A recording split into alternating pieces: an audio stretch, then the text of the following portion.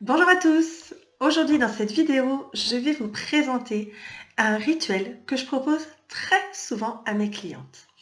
Ce rituel, il a plein d'avantages. Le premier, c'est de vous permettre de finir votre journée dans un bel état d'esprit, de vous endormir en vous sentant vraiment bien.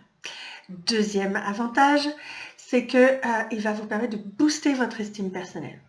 Troisième avantage, c'est qu'il va devenir, le fruit de ce rituel va devenir une formidable ressource pour vous, notamment dans les moments difficiles. Bref, ce rituel, je l'adore. Avant de vous expliquer en quoi il consiste, je vous invite à vous abonner à cette chaîne si ce n'est pas déjà fait. Ainsi, vous serez certain ou certaine de ne rater aucune de mes vidéos. Bien. Avant de vous expliquer vraiment les détails de ce rituel, il est important de vous donner un peu les prérequis, de créer un contexte favorable pour faire cette pratique. Du coup, je vous invite à vous mettre dans un endroit plutôt calme, dans lequel vous êtes sûr de ne pas être dérangé. Donc, vous pouvez dire à votre entourage que vous avez besoin de peut-être un quart d'heure, peut-être moins, mais en tout cas, voilà, que là, c'est votre moment à vous, votre moment privilégié et que vous ne devez être dérangé sous aucun prétexte. Je vous invite bien évidemment à couper votre téléphone, ça c'est la base aussi pour ne pas être dérangé par l'extérieur. Et du coup, voilà, vous installez dans une position qui va être confortable pour vous, comme vous le sentez. Et à prendre avec vous un carnet et un crayon. Une fois que tout ça est fait, vous avez créé ce cocon rien que pour vous, vous pouvez démarrer. Donc, première étape. Première étape, c'est une pratique dont vous avez certainement entendu parler, qui est une pratique de gratitude.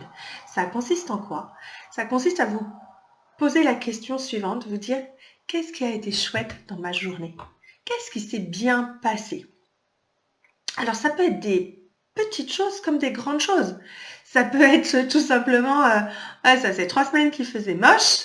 Là aujourd'hui il faisait du soleil, du coup j'ai pu me mettre dehors, j'ai pu respirer, profiter du soleil. Ça c'est génial.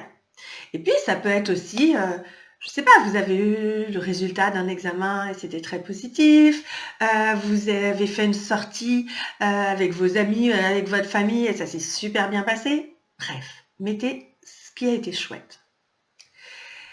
Et alors là, je sais, parce que j'ai des clients qui me disent oui, mais Julie, tu te rends pas compte, il y a des journées, c'est vraiment horrible, il n'y a rien de bon.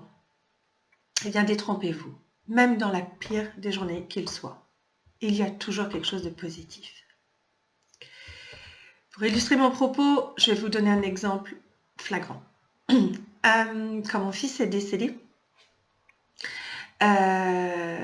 alors je ne vais pas vous parler du jour où il est décédé, mais même dans ce jour-là, il y a eu des belles choses.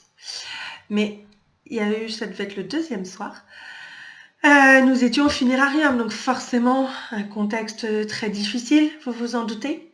Et malgré tout, le soir, quand je me suis remémoré cette journée, j'ai été tellement en gratitude parce qu'il y a eu notamment un moment, et je l'ai encore en tête, où la famille était là, où on était installés sur des canapés dans le funérarium et on était à discuter les uns les autres et ça faisait tellement de bien en fait. Ça apportait de la joie, j'avais de la chaleur humaine, je me sentais profondément entourée, soutenue, réconfortée, même si le corps de mon fils était dans la pièce d'à côté, mais ça, c'était important. Je me sentais choyée. J'avais rien à penser, en fait. Je pouvais me déposer complètement. Et ça, c'était précieux dans cette journée assez terrible. Donc voilà, il y a toujours une chose positive dans une journée. Donc, faites le point là-dessus et notez-le dans votre cahier. Je vous en parle après, du pourquoi. Deuxième étape, je vous invite à vous demander quelle qualité, quelle compétence ou quel talent vous avez utilisé pendant cette journée, peut-être même des choses que vous avez découvertes ou que vous avez fait grandir. Et ça, c'est vraiment chouette. Ça peut être, je vous donne encore un exemple. Peut-être votre enfant est rentré de l'école en se sentant mal, tout ça. Et vous avez su créer cet espace d'écoute dans lequel il a pu se déposer. Et derrière, il s'est senti tout de suite mieux. Ça, c'est précieux. Vous lui avez apporté quelque chose de précieux grâce à votre capacité d'écoute, grâce à votre capacité de présence à l'autre. Et ça, c'est important d'en s'en rendre compte. Après, il y a certainement d'autres choses qui vont vous venir, mais c'est important. Pourquoi je vous propose de faire ça? Parce qu'on oublie bien trop souvent ce qu'il y a à l'intérieur de nous, les trésors qu'on a en soi. Et le cerveau, il est fait comme ça. Le mental, il est fait comme ça. Sur 10 choses qui vont bien se passer dans la journée, lui, s'il y a une chose qui s'est mal passée, il va mettre son focus dessus. C'est normal. Du coup, c'est important le soir de lui envoyer plein de positifs, de lui dire « Ouais, mais ok, là, ça, j'ai peut-être pas fait ça bien. Je me suis peut-être complètement plantée. N'empêche que j'ai aussi mis en œuvre ça. J'ai utilisé telle qualité. J'ai appris telle chose, donc je me suis enrichie. » Voilà. Et ça, je peux vous dire, c'est un coup de boost énorme pour votre estime perso, pour votre confiance en vous.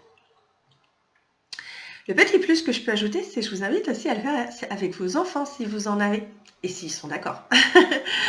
Parce que eux, ça les aidera aussi beaucoup sur leur chemin de faire ça.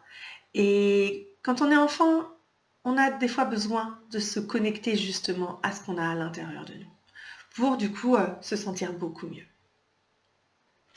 Ça, donc, c'était la deuxième étape. Maintenant, je vais vous parler justement de... Je vous ai dit que ce rituel-là pouvait devenir une ressource. Eh bien oui. Si justement, vous avez écrit toutes ces choses-là dans un cahier, eh bien, vous avez là un formidable support de choses positives qui se passent dans votre vie et de choses positives que vous avez à l'intérieur de vous. Donc, de choses positives sur votre extérieur et sur votre intérieur. Et du coup, ça veut dire que vous avez là un témoignage tangible, concret, toujours à votre disposition, que vous pouvez relire et utiliser dans les moments difficiles où vous avez l'impression que rien ne va, que rien n'avance, que vous n'êtes pas assez, que vous n'êtes pas capable de, etc., etc. Petite précision, quand vous notez dans votre carnet, vous n'êtes pas obligé de faire des grandes phrases si vous n'en avez pas envie. Vous pouvez peut-être juste mettre peut-être des mots-clés ou mettre un sujet. L'important, c'est que quand vous allez relire ça, tout de suite, ça va faire tilt, vous allez savoir à quoi ça fait référence. Ça, c'est une première chose. Et le fait de l'écrire, déjà, ça vous fait prendre de la distance par rapport à votre mental qui vous fait peut-être croire des choses. Et le fait de l'écrire, de le voir, vous allez utiliser vos différents sens et du coup, vous allez intégrer tout ça encore mieux dans vos cellules. Ça, c'est vraiment important de se souvenir de ça. J'ai des personnes aussi, des clientes qui ont plutôt choisi l'option, alors c'est un peu différent, mais déjà dans un premier temps, parce que pour elles c'était compliqué d'écrire, qui ont commencé par faire ce premier pas de s'enregistrer et de conserver les vocaux. Alors, ça fonctionne. Après, je trouve que c'est moins accessible, mais si c'est déjà un premier pas avant de passer à l'étape écrite, faites-le, c'est toujours mieux que rien du tout. Voilà. J'ai envie de vous inviter à justement expérimenter comment vous servir de cette ressource.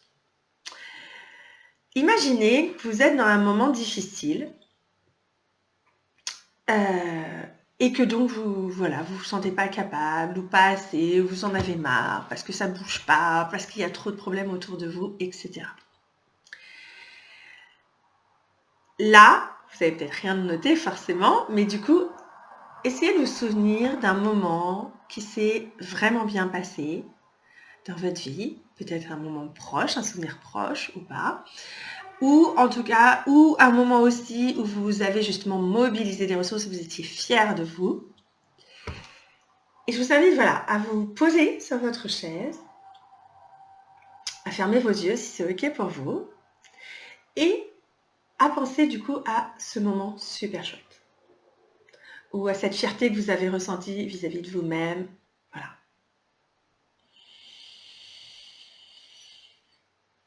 Vous l'avez ce souvenir? Bien. Je vous invite à respirer avec. Et vraiment, peut-être à laisser venir voilà, les images qui sont relatives à ce souvenir. Peut-être les sons qu'il y avait, peut-être les sensations corporelles qu'il y avait. Essayez de vous rappeler où vous étiez, quel temps il faisait, la pièce dans laquelle vous étiez, où est-ce que vous étiez installé, avec qui. Faites émerger le plus de détails possible. Bien. Et parce que vous faites ça, ressentez comment vous sentiez à l'époque. Comment c'était en vous? Est-ce qu'il y avait de la joie? Est-ce qu'il y avait du pétillement? Est-ce que vous vous sentiez inarrêtable? Est-ce que vous sentiez ultra fier et que vous aviez envie de faire des bonds partout? C'était comment? Connectez-vous à cette émotion.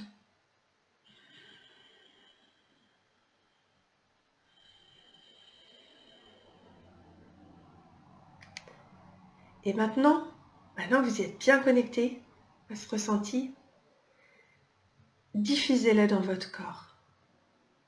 Inspirez-le en vous et à chaque expire, envoyez-le encore plus loin dans votre corps, jusqu'au bout de vos orteils, jusqu'au bout de vos ongles, jusqu'à la pointe de vos cheveux, dans toutes les cellules, dans les moindres recoins de votre corps. Au fur et à mesure de vos respirations, envoyez ça partout. Diffusez ce magnifique ressenti qui est à l'intérieur de vous. Et j'ai envie de dire même densifiez-le, augmentez son intensité comme si vous tourniez sur un bouton et que ça prenait encore plus de force, plus d'intensité.